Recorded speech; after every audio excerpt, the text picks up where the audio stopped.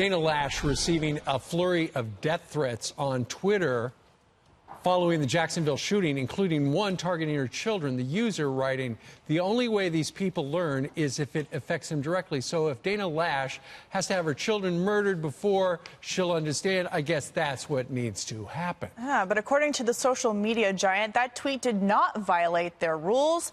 Twitter has since locked the user's account, conceding that wishing death upon someone is in fact against their rules. Good thinking. But is that enough? Here with her message for Twitter is nationally syndicated talk show host Dana Loesch. Dana, a harrowing couple of days for you. Do you feel as though that your worries have been assuaged?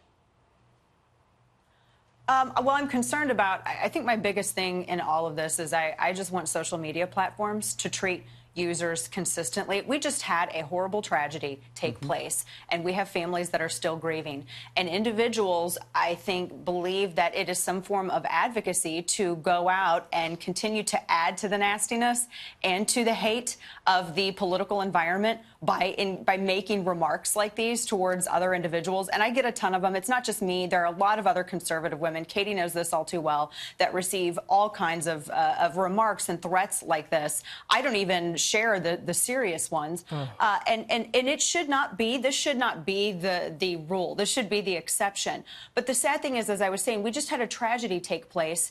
And instead of focusing on helping victims' families, and instead of focusing on actual solutions, things that we can do to make sure these things never take place again, we have to deal with situations where you have crazy people running amok on Twitter, and Twitter having inconsistent applications of terms of service. And that's what this comes down to. I'm not asking for the government to step in and regulate social media platforms. I'm not asking for new legislation. I'm simply asking for people like Jack Dorsey and Mark Zuckerberg and these individuals who own these platforms to maybe rein in their employees' biases and evenly and consistently apply and enforce terms of service. And that's Dana, it. This goes to your bigger point, right? I mean, there have been a number of conservatives, both high profile and not, who have been shadow banned for far less than what was said to you about your children.